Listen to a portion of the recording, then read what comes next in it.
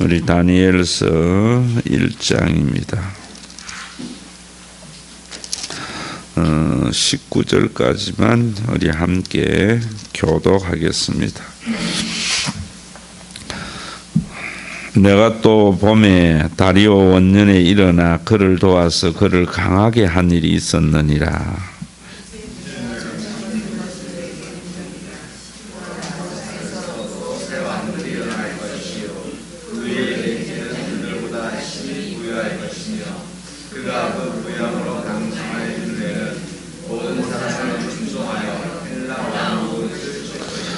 장차 한 능력 있는 왕이 일어나서 큰 권세로 다스리며 자기 마음대로 행하리라.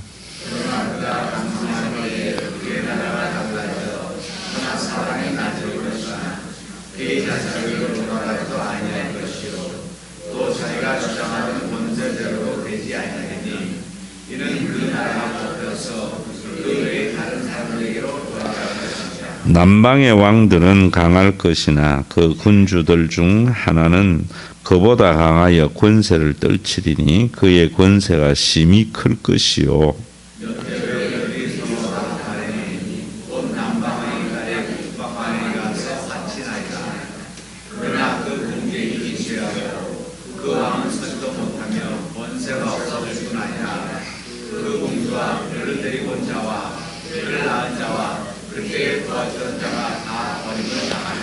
그러나 그 공주의 본 족속에게서 난 자 중에 한 사람이 왕위를 이어 권세를 받아 북방왕의 군대를 치러 와서 그의 성에 들어가서 그들을 쳐서 이기고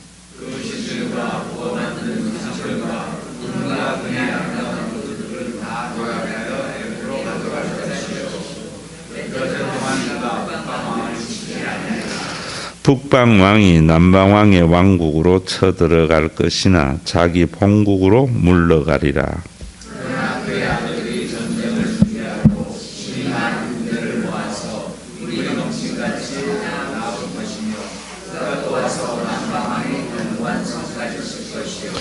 남방왕은 크게 노하여 나와서 북방왕과 싸울 것이라. 북방왕이 큰 무리를 일으킬 것이나 그 무리는 그의 손에 넘겨준 바 되리라.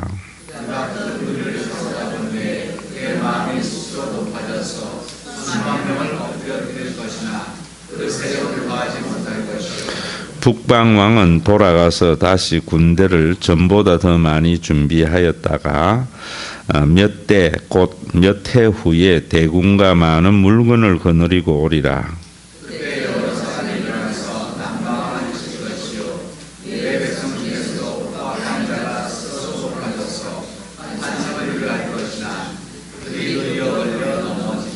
이에 북방왕은 와서 토성을 쌓고 견고한 성읍을 점령할 것이요 남방 군대는 그를 당할 수 없으며 또 그가 택한 군대라도 그를 당할 힘이 없을 것이므로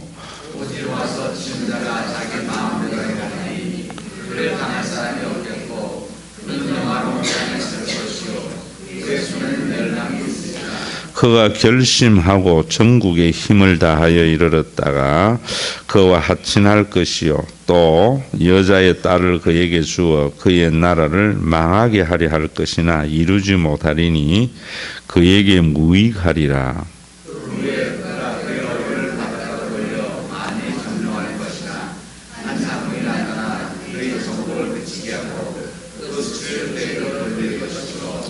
함께 읽습니다. 그가 드디어 그 얼굴을 돌려 자기 땅 산성들로 향할 것이나 그쳐 넘어지고 다시는 보이지 아니하리라. 아멘.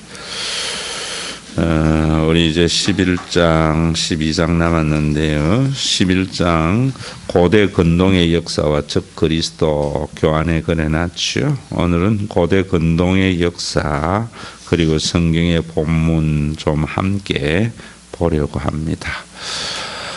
저도 이 고대 근동의 역사를 여러분 참고 문헌을 보면서도 쭉 읽었는데도요 머릿속에 잘 정리가 안 돼요.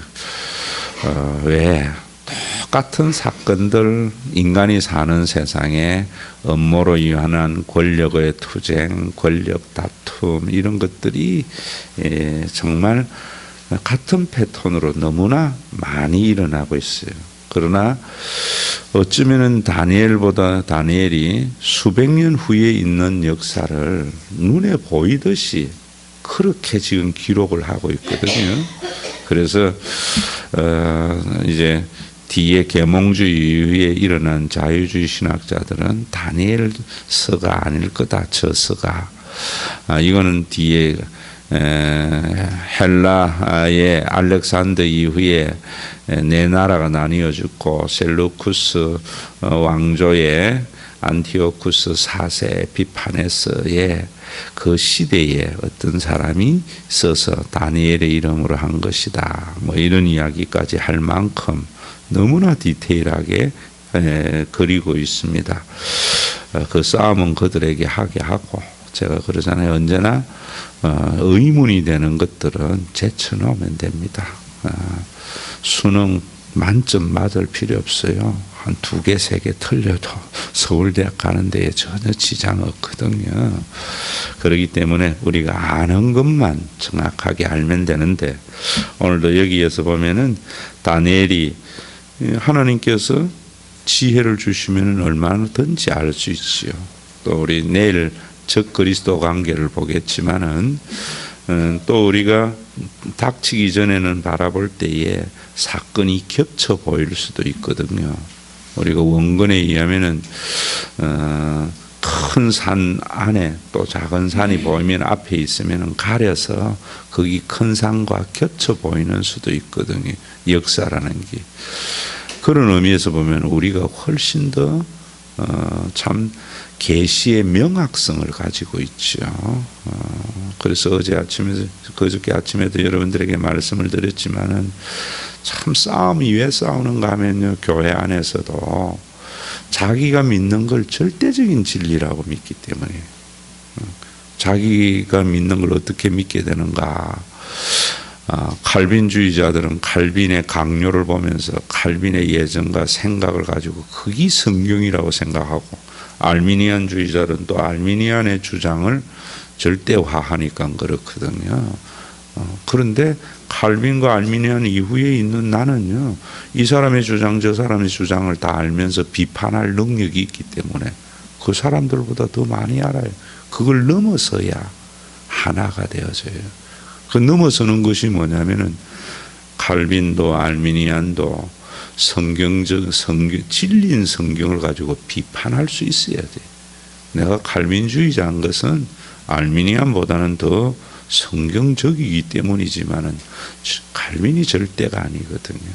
또 여러분들도 마찬가지. 목사님을 너무 절대화하는 것. 그러나 말씀은 절대적으로 받아야 되지만은 어떤 경우에도 절대화하는 것은 교회끼리의 다툼과 여러 가지 많은 문제가 일어납니다. 또 나 스스로에 있어서도 내가 믿는 것이 또 내 다음에 목사는 내 설교 다 듣고 나 알고 하면은 나의 부족함이 뭔 줄 알아서 발전되어서 가잖아요.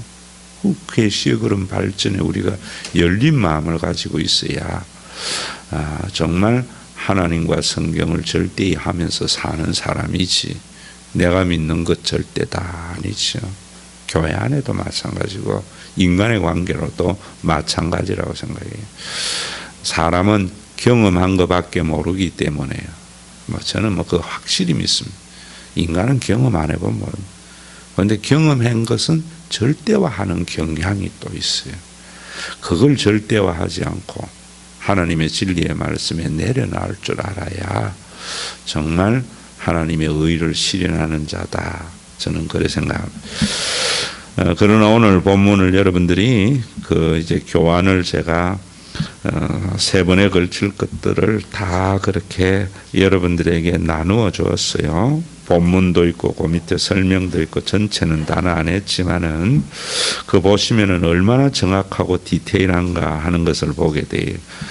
여러분 교환에 보면은 페르시아 11장 2절에 이제 내가 참된 것을 내게 보인다. 보라 바사에서 새 왕이 일어난다. 페르시아의 세 왕이 일어나는 그 후에 넷째는 그들보다 심히 부유하다. 그가 그 부유함으로 강성하여진 후에 모든 사람을 격동시켜 헬라국을 칠 거다. 여러분 이걸 보면서 저는 그런 생각이에요. 사람은요 권력이 있고 돈이 있으면은 그 권력과 힘을 가지고 섬기는 것이 아니라 다른 사람을, 다른 집단을 억압하려고 하는 것이 세상입니다. 저는 일본도 어느 정도 크고 나니까 이제 평화헌법 뜯어고쳐서 전쟁하려고 하잖아요. 참 인간 사회가 그런, 교회는 그러면 안 돼. 지금도 교회 그런 모습 너무나 많이 보죠. 큰 교회들은 보면은 그 재정과 힘을 가지고 섬기는 것이 아니라 뭐 하게 됩니까? 수많은 교회들을 쓰러뜨리는 일을 하거든요. 거의 세속화란 말이에요. 그런데 오늘 이 사건은 거기에 보면은 여러분 초록색으로 해놓은 아하수에르라고 하는 케세르 1세가 유력하다. 그리스 영통을 침공했지만 실패했다. 480년에 살라미스에서 패전했으나 그 후에 100년 동안 이 그리스와 갈등을 초래해 페르시아가. 결국 그런데 그리스에서 위대한 알렉산더가 나와서 페르시아가 파멸하게 되죠. 그 아주 그리스 헬라국을 칠 거라고 격동시켜서 이런 아주 디테일한 모습과 그 밑에 보면 또 그리스 3절 4절에는 뭐 더 명쾌하게 나옵니다. 장차 한 능력 있는 왕이 일어나서, 능력 있는 왕이 누굽니까? 알렉산더지요. 큰 권세로 다스리며 임의로 행하리라. 그러나 그가 강성할 때에 그 나라가 갈라져 천하 사방에 나눌 거다. 잘 알잖아요. 알렉산더가 20세에 마케도니아 왕이 되잖아요.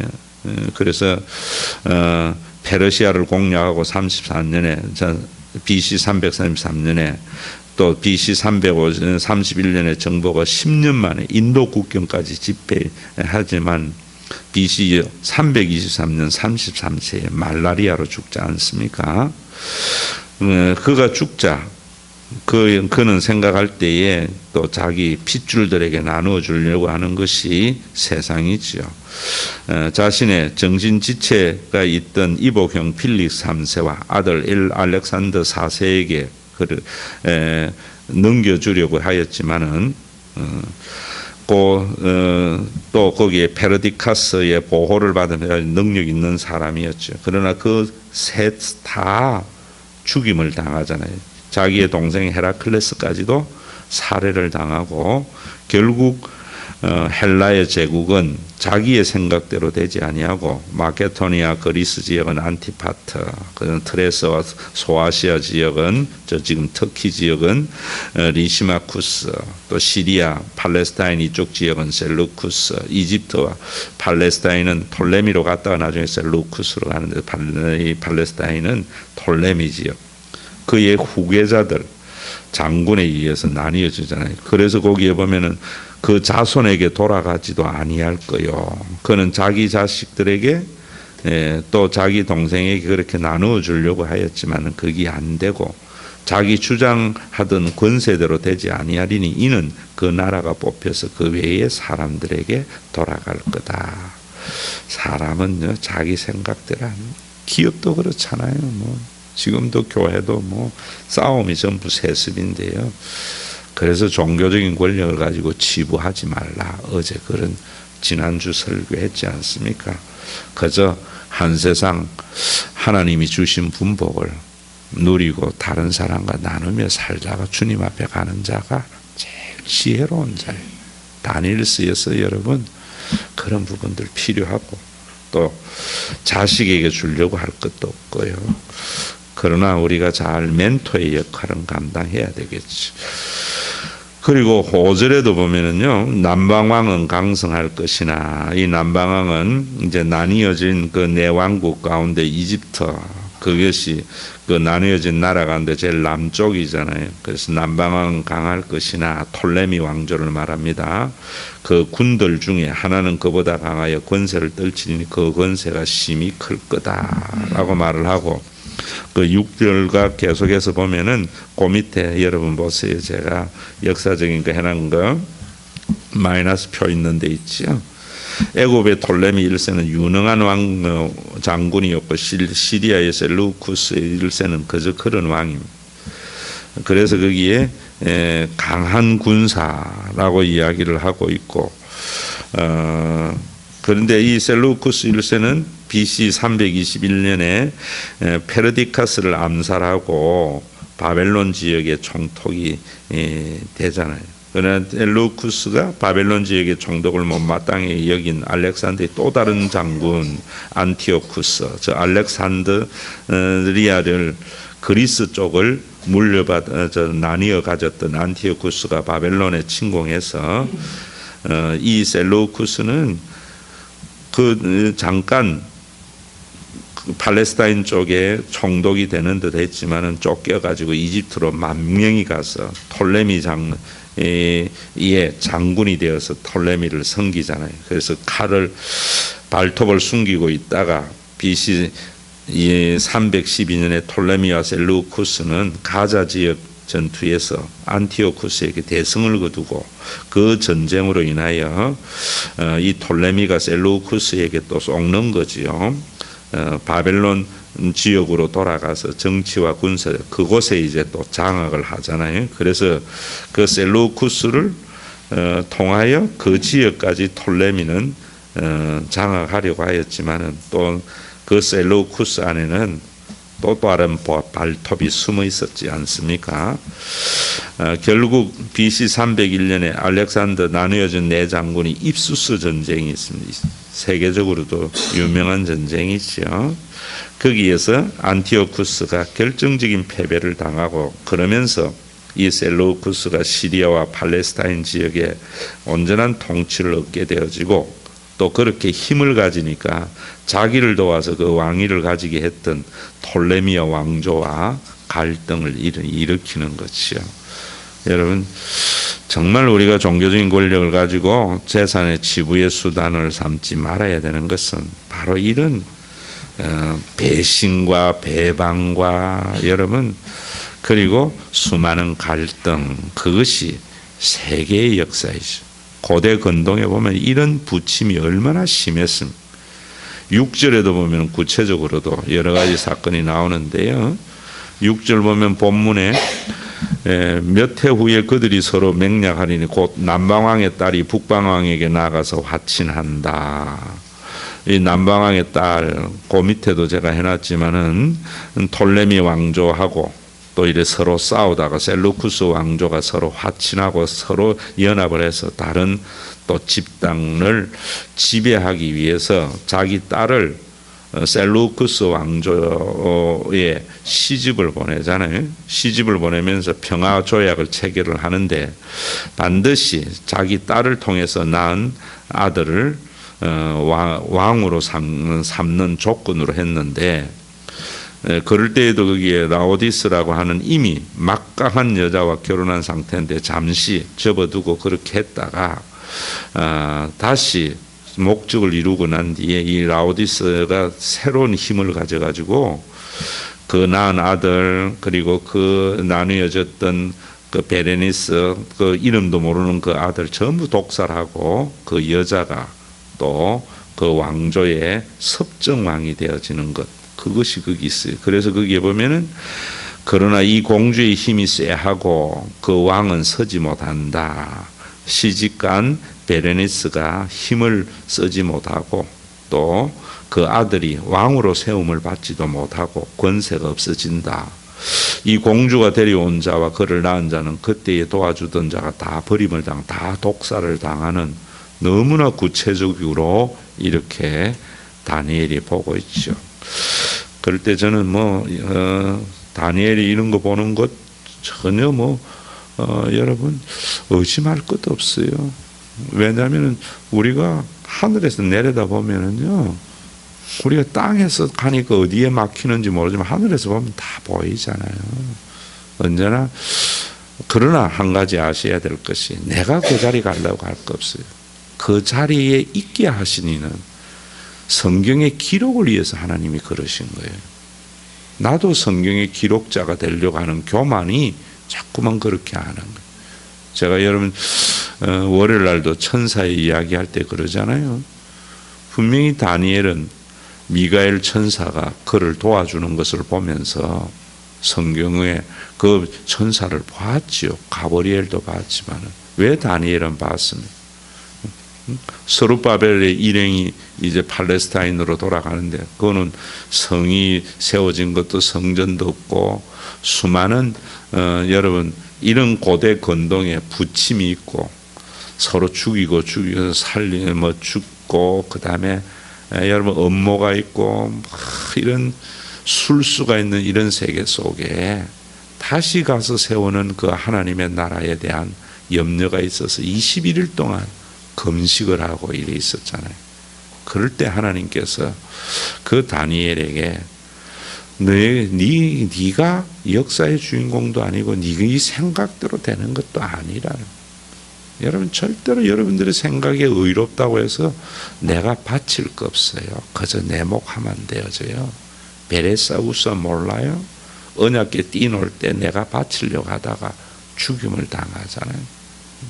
그저 하나님이 내 앞에 있는 그 일 행해 나가면 돼요. 우리 인간의 역사와 오류도 그런 거 아닙니까? 내 인생이 어떻게 될 건가? 지금 형편으로 미래를 바라보니까 캄캄하니까 무리수가 일어나는 거잖아요. 그건 놔두고 오늘 할 일 하는 거예요. 그러다 보면 뒤돌아 이제 다 지나고 난 뒤 주님이 하셨구나. 참 저 이야기 여러분 이런 성경의 지혜가 우리의 삶에 구체적으로 되어져야 돼요. 대학교 4학년 이제 졸업하니까 별로 뭐 이름도 없는 대학에 나오니까 우리 아들이 저는 나는 아무 생각 없이 사는 줄 알았는데 걱정하더라고. 지는 뭐 스튜어드 한다고 분명한 목표는 있지만 그래서 내가 그런 거예요. 멀리 보지 말고 오늘 할 일 해라. 그 걱정하면 오늘 할 일 못해요, 여러분. 그러면은 실패되어져요. 오늘은 할 일은 있지. 오늘은 걱정 없이 하는 오늘은 걱정 없대. 오늘 할 일 있고. 그럼 그거 하면 돼. 그리고 나면 나중에 하나님이 하신다라는 고백하는 인생이 기록이 되는 거예요. 다니엘도 역시 걱정하고 있거든요. 그러니까 하나님께서 미카엘 천사, 하늘의 천사장이거든요. 미카엘은. 가브리엘은 대변인이지만 그의 모습을 보면서 지키는 것을 보여주거든요. 여러분 그래서 그렇게 세워지고 우리가 나중에 쭉 갔을 때 또 그리스도가 오셔서 교회를 세우고 우리는 그 이후에 성경의 이후의 역사를 2000년의 교회의 역사를 알잖아요. 하나님께서 2000년 동안 다니엘이 보았던 미카엘을 통해서 교회를 붙들고 계시고 있구나. 우리가 그렇게 믿으면 되는 거예요. 그러면 우리가 미카엘을 안 봐도 보내어 주시는 것을 기록된 성경을 믿으면서 그 신앙을 가져 나가는 것이지요. 나도 다니엘과 같이 미카엘을 보려고 하다가 그거 보면 뭐해요? 또 걱정이 있는데 그 성경은 미카엘을 통하여 보호하시는 그 하나님의 보호하심 그걸 이미 우리에게는 2000년 동안 역사를 통해서 그 미카엘을 안 봐도 붙들고 계시는 하나님을 우리는 믿을 수 있잖아요. 그런데 이런 믿음을 가지지 못하고 나도 다니엘과 같이 걱정해서 미카엘 천사가 붙들고 있니 뭐 이런 거 보려면 안 되겠지요. 또 이런 것도 마찬가지예요. 여러분들이 역사에서도. 그러나 여기에도 보면은 제가 거기에 그렇게 해놨습니다. 그래서 여러분들이 오늘도 이런 걸 보면서 참 세상은 힘을 길러서 다른 집단을 하려고 하고 힘이 좀 약하면은 여러 가지 업무와 술수를 통해서 힘을 길러가 또 다른 자기에게 은혜를 베푼 자에게 칼을 들이대는 것이 고대 건동의 역사였구나. 그런 역사 가운데 하나님께서는 교회를 세웠는데 여러분 그러면서도 말라기가 제일 마지막이잖아요. 말라기 이후에 400년 이상 선지자가 없었거든요. 여러분 구약 성경 전체를 보세요. 인간 사회에 정치적인 권력, 종교적인 권력을 가지고 치부하는데 선지자의 기능이 상실된 거예요. 그걸 견제하기 위해서 선지자를 줬는데 그 선지자의 기능이 상실돼서 400년 동안 이런 고대 근동에 한 줄기의 빛이 없는 암흑의 세월이 끝쳐져서 그 암흑의 끝에 그리스도가 이 땅에 오신 거죠. 그래서 그 암흑의 끝에 나타나는 적그리스도의 표상인 안티오쿠스 4세 그 미친놈이 이제 여러분 그 다음에 이제 그 20절 이하에 쭉 나온다고요. 그래서 우리 나머지는 그 뒤에 또 4장 4번 5번은 안티오쿠스와 적그리스도는 우리 내일 보도록 하고 오늘은 여러분 우리가 이 다니엘서를 보면서 이런 생각을 가지고 성경 보는 눈을 가지세요. 다니엘의 입장에서 먼저 성경을 보셔야 됩니다. 다니엘의 입장에서 이런 전쟁의 소용돌이 속에 노예로 70년 살았던 사람들이 전략이 있습니까? 세운 자가 있습니까? 그래서 선지자는 금식을 가지고 하고 기도할 수밖에 없을 때 하나님께서 미가엘을 보여주셔서 붙들고 계시는 하나님을 알게 하셨고 또 우리가 세상을 보면서 교회가 세속화됐다는 말은 많이 해요. 그런데 세속화가 뭔지를 모르기 때문에 회복이 안 일어나는 거예요. 교회의 세속화가 뭡니까 여러분? 세상과 같이 힘없을 때는 업무와 술수를 통해서 힘을 기르고 힘 가진 교회가 힘을 가졌을 때에는 약한 교회에 썰어떨어 가지고 내 교회의 성장을 도모하는 것 세상하고 똑같은 겁니다. 다니엘서 보면서 여러분 이거 다 아셔야 돼. 그런 가운데 교회는 그런 게 아니잖아요. 힘을 기르는 것이 아니잖아요. 여러분들의 삶도 마찬가지. 여러분들이 힘 길러서 뭐 하려고? 수고한 분복을 누리며 사세요. 누리며. 그러기 위해서 교회라는 것이 교회라는 기능이 정말 중요하지 않습니까? 오늘도 그런 안식이 있는 교회, 세속화된 교회를 보면서 여러분 다니엘과 같은 그런 기도가 또 그런 영성과 그런 뜨거움이 우리가 생기지 않으면 6월 한 달 새벽기도 아무런 의미가 없지요. 지식을 얻는 것이 아니라 이 마음을 가지는 귀한 6월의 새벽기도가 되시기를 간절히 소원합니다.